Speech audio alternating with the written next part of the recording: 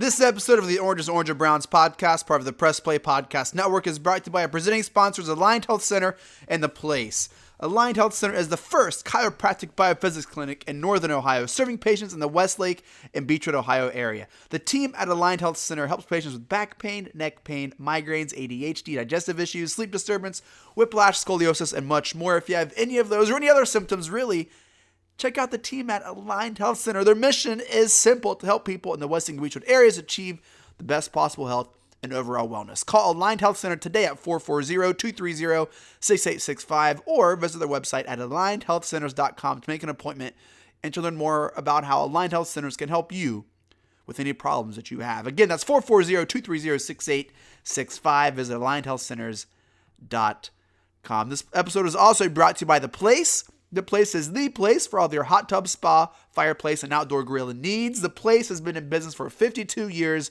all family owned and operated. The Place is a full-service fireplace and spa superstore. They have a newly renovated 16,000 square foot showroom with over 40 live burning fireplaces and over 40 hot tubs and swim spas on display. And they've been voted North America's #1 service center by Coast Spas 2 of the last 4 years. Their continued follow-up and product service sets them apart from their competitors. The Place is not happy and satisfied until you, the customer, are happy and satisfied. Visit The Place on 2377 Medina Road today. Look for the palm trees to transform your backyard into the backyard of your dreams. When you think of fireplaces, hot tubs, grills, and patios, think The Place. In this episode, Jeremy and I break down the Browns' 1916 victory over the 6-2 Buffalo Bills. Jeremy gives us 5 hot minutes presented by Online Motor Credit. We look at silver linings and pass out game balls. We apologize for the lack of episodes. At the end of last week, we did not get a preview episode up. I had a funeral out of town in Chicago. Jeremy's been under the weather, so we appreciate your patience. But it's good to be back, especially with the victory episode. Man, those are great. Feeling pretty good about the team. We our offense seemed to click way better. We just still couldn't put points on the board, which that's been a reoccurrence the past couple games. We kind of dominate the stat sheet, and even against the Patriots, it wasn't that lopsided. And hopefully they start to kind of finish these drives off. They start the game well again in Buffalo. Great first drive, and Freddie's going to have to do a lot to win me over. I don't know if I'm too far gone. I don't think so. But he's just got to figure this thing out. It's already cost us maybe the season, and hopefully here we kind of get a run and start stacking wins. Good win over Buffalo, a really good team, 6-2. That's nothing to scoff at. They took the Patriots to the wire, 6-2. They're the 5th wild card spot, so this was a huge win for us. It did extend the life of our season. We have a game in just a couple short days. It's gonna be fun, but I hope you guys enjoy this episode. Jim Donovan, take us away. 45-40, run, William, run! He's got blockers in front, 5, touchdown! Joshua Cribbs! Snap back, ball down, Kick block! They blocked the kick! This is the Orange is Orange or Browns podcast, part of the Press Play Podcast Network. I am your host, Chase Smith, and with me, as always, Browns insider Jeremy Powell. Jeremy, we won, baby, we won! Heck yeah, man. I've talked about this before. I'll never be too arrogant to not like any win, as in I don't care how it looks. All I care is winning, so I'll take it. Let's get things started with 5 hot minutes with Jeremy Powell, presented by our good friends at Online Motor Credit. Jeremy, go. All right, let me say this. I'm not going to take back anything I've said about Freddie over the past few weeks as far as he is lost when it comes to situational awareness. It's a mess. I mean, the Browns, I don't know if you know this or not yet, Chase. The Browns, that was the first time in NFL history a team had 8 plays or more from inside the 2 and didn't score, okay? That's an embarrassing disaster. But I'm going to give Freddie credit in one place. His use of Kareem Hunt and Nick Chubb together was unbelievable. I had no idea until yesterday what a selfless guy Kareem Hunt was on the field. The guy blocked his butt off. And I didn't pick up this. I'm going to give Dustin Fox some credit. I didn't pick up this at the game. I was listening to the post-game show on the way home, and he was talking about just how an incredible blocker he was and how selfless that was the way he played. Excuse me. And I went home and watched the game, and he had 7 or 8 unbelievable blocks. Listen to this stat, Chase. This is from NFL Next Gen Stats. Nick Chubb had 11 carries when Kareem Hunt was in the game with him. He had 113 yards on those carries. He averaged 10 yards a carry on those plays. I'm going to give Freddie credit for scheming this system. And I think this system is going to be almost unstoppable going forward. It almost makes me sick to my stomach to think of what could have been if Kareem was healthy the whole year. Let me tell you why. Tony Grossi, of all people who I've bashed and bashed on the show, said something incredibly intelligent this morning on the Really Big Show. He said he doesn't think this is a passing phase. He thinks this is something that can work because it's almost impossible to prepare for, because there's no other team in the NFL that has two running backs as good as those two. So you can't prepare for this. There's no preparing for having two top 5 running backs on the field at the same time. It was like Kareem Hunt he missed a year of football. Literally, the last time he played was November 23rd of last year. He missed a year of football and stepped on the field and looked like he didn't skip a beat. He had 4 carries for 30 yards. He made a ridiculous catch on 3rd down on an out route where Baker realigned him to get the matchup he wanted in the game-winning drive. He blocked ferociously. I couldn't believe it. There's multiple times with him kicking out safeties and corners that sprung Chubb free. It was unbelievable. And the fact that both of these guys are humble and selfless on the football field means I think we have something special with those two. Now, do I think we're going to win the rest of our games, go 10-6 and go to the playoffs? No, not necessarily. But I think going forward, and I think this could work for the next few years until the money gets out of control between those two, we could have a backfield of those two guys on the field a lot, and it'll be something we haven't seen since the Biner Mac days. The fact that both of these guys are willing to give up carries for the other just to win is incredible. You know, I know Kareem Hunt's taken a lot of stuff. He's made a horrible mistake off the field. We have all made horrible mistakes. Let the first one of us who has not made a mistake in our lives cast judgment. He made a mistake, and he paid dearly for it. He paid to the tune of millions of dollars.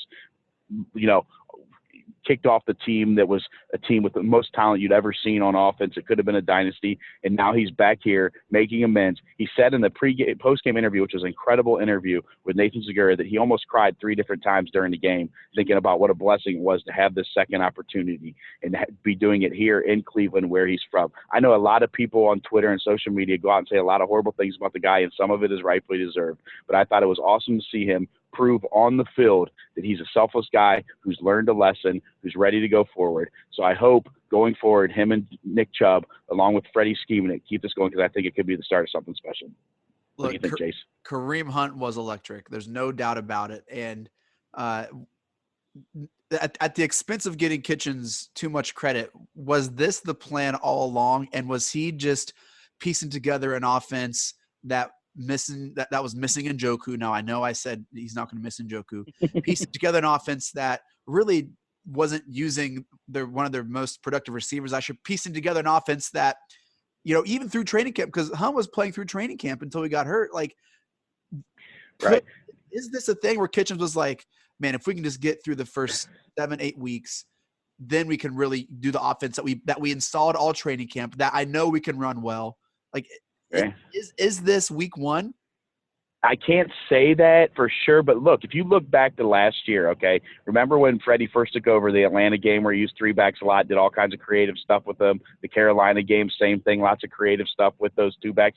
I'm not going to give him a pass and say that was the plan, but the fact that he was able to put together a game plan this week to use both of them and use both of them so effectively, it was funny because I listened to Todd Monken's press conference the other day, and he actually downplayed and said, oh, no, you can't just throw 2 running backs out there like that. Well, guess what? The 2 running backs were in on 42% of our snaps together, right? So apparently you can. And yes, there was times that Baker was moving Hunt around, but that's to be expected in your first game back. And the play on 3rd down, the catch, and I said this live, and now I've heard 3 or 4 people say it. That was a 12-yard out that, and Baldy said this, Brian Baldinger in his breakdown this morning, that had to be thrown before Kareem came out of his break. Okay, the fact that Baker and him could get on the same page like that is special. And the fact that Kareem catches the ball like a wideout, you know, that's a hard really catch. To cut out like that towards the sideline in stride, make that play on 3rd and long. I mean, you can't guard him with a corner or a safety. He showed that. Well, in the post-game interview with Segura, Kareem Hunt mentioned that play. He said, Baker sent me out there, and I make my cut, and the ball is halfway there. And I was like, oh, okay, let's roll. And he was pumped. Like, he was surprised that Baker put it there. You know, one of the things that it was honestly truly impressive how the Browns are able to utilize Chubb and Hunt, and it's hard not to get excited and carried away. I know the Browns fans are experts at getting carried away at anything good. Oh, yeah. But it's hard not to get carried away to think what this offense could be. You have Baker, Chubb, Hunt, OBJ, Jarvis, and if that was the play that got Higgins rolling this year, Jeremy, I mean, I don't know. I'm afraid to say what I think could happen because. Well, let's see what happens Thursday. and we'll go from there. But let me say this. Before the season, when everyone said we have 2 top 5 backs, I kind of rolled my eyes like, we'll see what's up. I don't know. It's a fact. We have 2 top 5, okay, maybe 7 at the worst backs in the NFL on this team. I don't care. It's a fact. Here's a stat for you that you're not going to believe. Nick Chubb has, through 9 games now, has 911 yards rushing, right? Yeah. Do you know that is the 6th best start through 9 games in Browns history? Do you know who has 1 through 5 and number 7? Jim Brown. Okay? Jim Brown has 1 through 5 and number 7. Now Nick Chubb with 900-plus yards. Now you add Kareem Hunt to the mix. No one knew how he's going to look. He's coming off that sports hernia surgery. He actually said that's why he was hurt before he came to camp. He never was right in camp, which is funny because Agura and Bo said in practice he was almost unstoppable out of the backfield catching the ball, and he was hurt that whole time. He did not miss a beat. I mean, it was really truly incredible to me because I didn't think come out looking like that. You're exactly right. He was electric every time he touched the ball. So you literally do have two top 5 to 6 running backs in the backfield. OBJ not having a great year, but still on pace for over 1,000 yards. Jarvis Landry also on pace for over 1,000 yards. And oh, by the way, the guy that you didn't think was important, Njoku, which I think he is important, especially in the red zone, he just got his cast off last week. He's eligible to come back off the injured list in 2 weeks. So he could play. Actually, I think it's the Miami game he could play. And I think that'll help a lot in the red zone, having that big body target that Baker liked and missed down there so much. So, I don't want to get too far ahead of myself. I don't want to say, yes, we're going to win out or anything crazy like that. I want to see how we play Thursday against the Steelers defense. It's been unbelievable. But I will say this, as much as we bash Baker, in the 3 games since the bye, Chase, I don't know if you're aware of this, he's got 4 touchdowns, only 1 interception. He's completing 67% of his passes, and he has 750 yards, and that is against the number 3, number 7, and number 9 teams in the league against the pass. And that one interception was that shovel pass. Right. So maybe Baker has figured something out. Maybe they're starting to click. And, all it takes is a little confidence. I mean, maybe that yesterday, like you said, with Higgins, all that pulls it together. And maybe we come out Thursday and put one on the Steelers. And then we have, a 10-day break until we play the Dolphins at home. So if we win this one, it is going to start getting exciting because then we get the Dolphins at home. We move to 5 and 6. As of right now, we're only 2 games out of the 6th playoff spot. And you know who's in the 6th playoff spot right now? Pittsburgh. And we have 2 games against them in the next 3 weeks. So we can make up those 2 games. I know winning cures everything. Winning absolutely is the cure for all things in a locker room. It's great but I don't want to give Freddie a pass, man. I'm not going to. With a Kareem Hunt gone the 8 weeks, ran a timing play that just by design, if it doesn't work, it's a forward pass. It's not a fumble, but how disastrous that could have been. Browns fans left the First Energy Stadium when that was returned for a touchdown. And it's funny. I was telling people around me, I'm like, guys, that's getting overturned. You flip that forward, and they're like, no, not here. We'll never get that. And people just left. Well, and by design, it was pretty unbelievable. Play is as like a fail safe, just in case that is a fumble. Right. Exactly. That's the exact point of that. College teams started doing that 4, 5, 6 years ago for that exact reason. Exactly. Instead of handing it, just flip it forward a little. That way, if it does get dropped, it's no big deal. But the fact is, he is not doing himself any favors. He could not get it into the red zone. You talked about it earlier, however many to go in goal. We got 0 points. That timing play, why? Like there are things a lot of firsts. There's just a lot of firsts. Let me say this, Chase, and I said this at the game, and I tweeted this during the game. I wish they would have give Kareem Hunt a chance on one of those to get on the edge. He didn't. He was actually only in on one of those 8 plays. I wish, and I know that Chubb has better straight line speed, but it's clear that that Hunt is more slipperier. Okay, obviously that more slippery. Okay, when he carries the ball, and so he might have done a little dip and out run to get to the outside, got to the edge. Because Chubb, when he takes those little short pitches they do, he always tries to cut it back. He doesn't trust his speed to the edge ever on those. If you notice that, it's probably the one issue I have with Chubb is it seems on those outside runs on the goal line, he doesn't trust his speed. We always tell our kids at the youth level, trust your speed to get to the edge. Okay. So I think that, letting Kareem get one of those, and it could just be a matter of he hasn't worked that much in the red zone yet because he's only been practicing for 2 weeks. Now I hope that the next couple of days, they'll get him up to speed before this game on that. Excuse me. But that remains to be seen, but I hope that they get him up to speed where we can use them both down on the goal line. I think Freddie also is getting overlooked. He got punked by the Bills. I think they were going to go for it at the end of the third quarter when Freddie wasted a timeout when you knew that was just going to come back, that we were going to need that timeout. Do you remember that play? Like, it was fourth down, the Bills. It was like 4th and 4, and the Browns had no clue what was going on. Schobert was lining up at free safety. Yeah, And that was right. It looked like the Bills were going to try to I drop was yelling. I sides. was actually I was yelling at them to call timeout because that was a cluster out on the field, It really trying to was. figure out who was going to go where. And yeah, you're right. Schobert dropped back into the safety position, so I was glad they called timeout. Yeah, it stunk, but I was glad they did call timeout there to get it together. But I'm saying this as a coach, you have to be ready for that. If you know that Yep. it's 4th and 4 from the 42 or whatever, wherever they were, like, you have to say, hey, like, we need to be ready for a 4th and go, even if they try to call us offsides. Like, why were they so like they wasted a timeout? I'd never seen that. Like, I'd never seen a team like be so unprepared and then get the play clock down to like 2, and then the defense call a timeout at 2 at the end of the Oh, third yeah. quarter. Oh, no, the game clock was down to 3 seconds. That's right. I remember I was yelling to call timeout, and then I thought that exact thing. I go, oh, wait, they were going to run the quarter clock out. We have to call timeout there. Yeah. Yes. Good point, man. Good point. Like, Yeah, good point. every week there's a I new thing forgot I've about never that. seen a coach do. And Yeah. dude, you are I mean, we not. literally have seen. I mean, it's going to take, like we've talked about this, man. This was not supposed to be a learn on the job year, right? Because we were supposed to be ready to play, and that's exactly what's happening. And that's why I still will stick to what I said last week, that they should have hired someone who is ready to take the job, manage the egos, and do the big lifting that needed done. But it didn't happen, and we go from here. And now all we can do, like I said, what I tell you, it's week to week now. I'm week to week. Can't look ahead, anything, just week to week.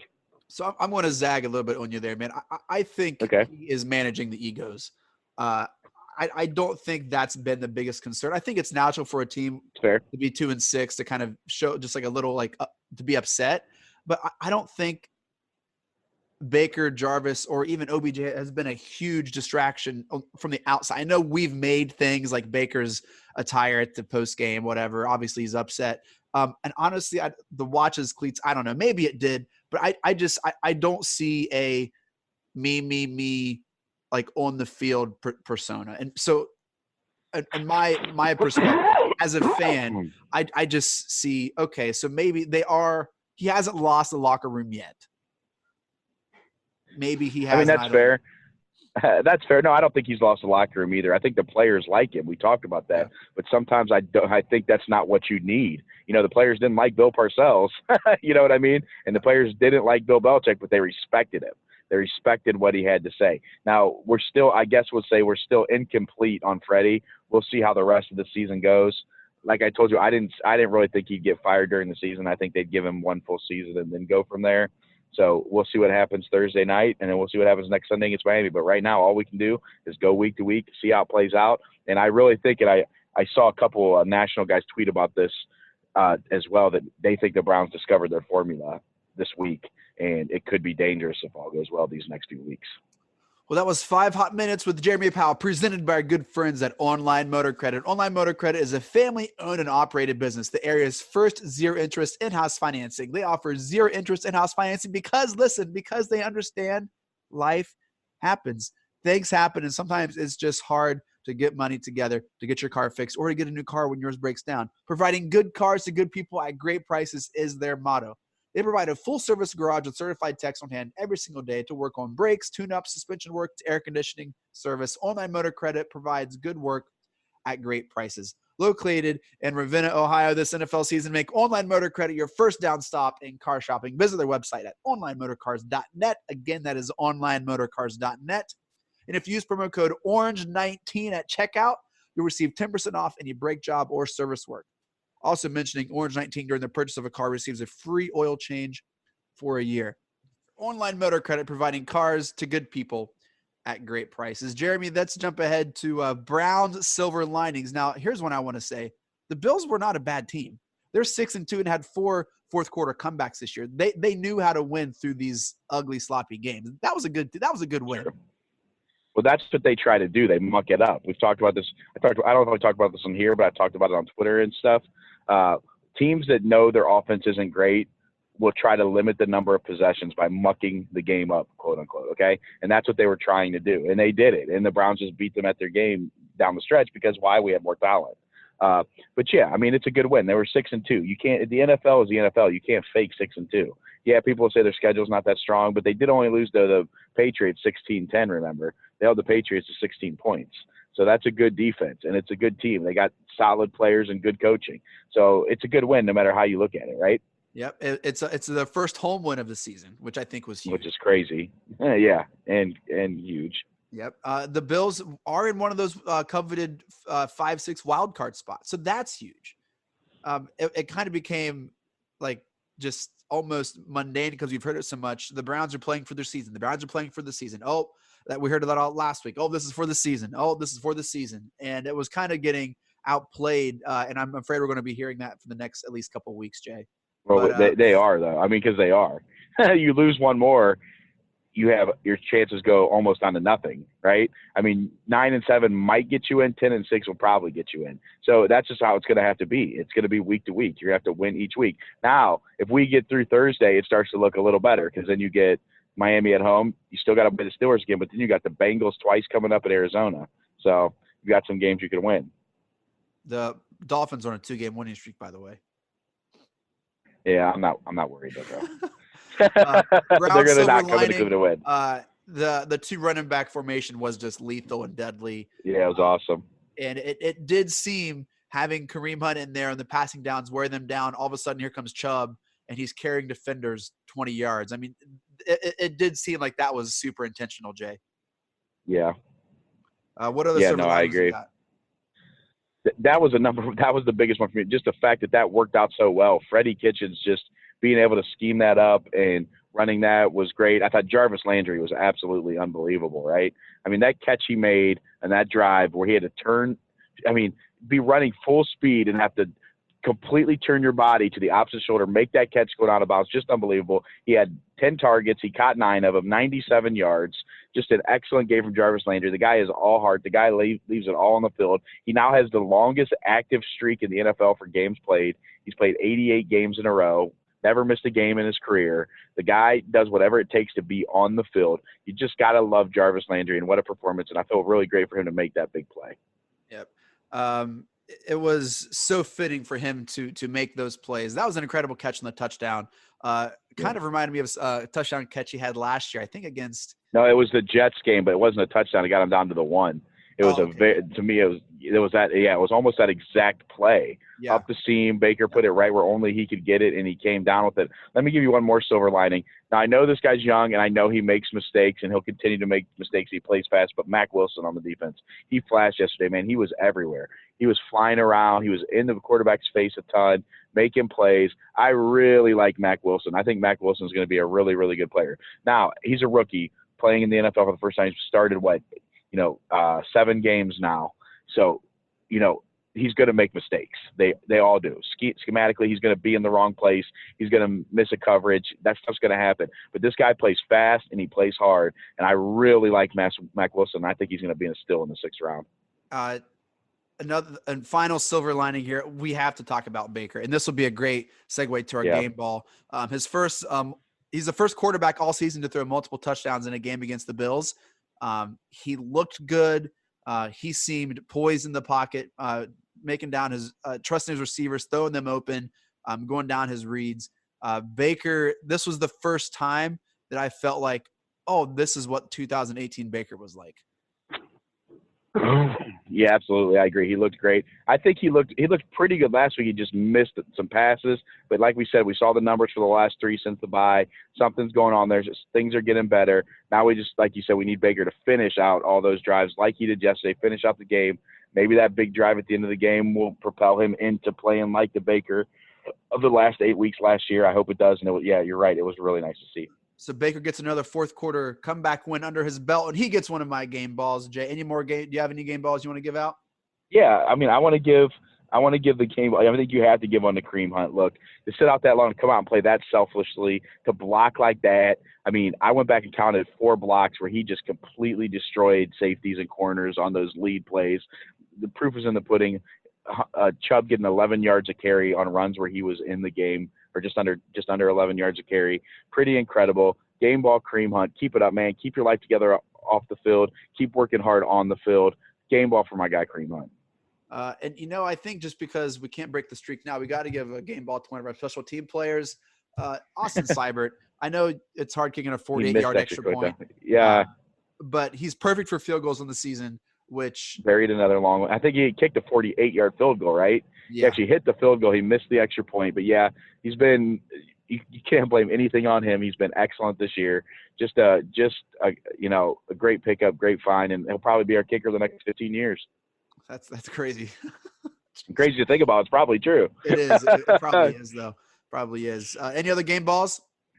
No, I think that's it for the game balls this week. But, yeah, hey, guess what? It's already Monday. We got a game in 3 days, right? Yeah. Play the Steelers on Thursday in First Energy Stadium. Chase will be in the house with me. Jeremy and I are going together. Appreciate the hookup, Jay. It's going to be awesome. I cannot wait. I'm pumped. So, yeah, let's get ready. Let's go beat the Steelers, and then we can really start thinking about some things. Freddie, you do not get a game ball, Freddie Kitchens. You do not get a game Not ball. yet. You do not get one yet, buddy. We need a couple more good efforts and work on your situational management, brother. I don't want to say I'm too far gone, but he's really got to. I know for you. Want to give shouts to our presenting sponsors, Alliant Health Center and The Place. Alliant Health Center is Northern Ohio's first chiropractic biophysics clinic. Their mission is simple: to help people in Westlake and Beechville achieve the best possible health and overall wellness. Also, shouts to The Place. The Place is a full-service fireplace and spa superstore. The Place has been in business for 52 years, all family-owned and operated, transforming your backyard into the backyard of your dreams.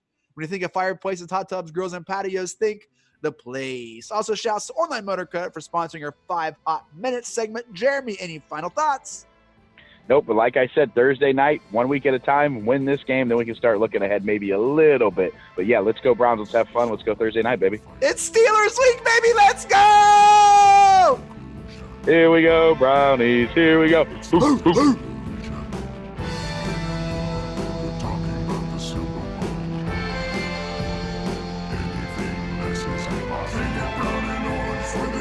USA.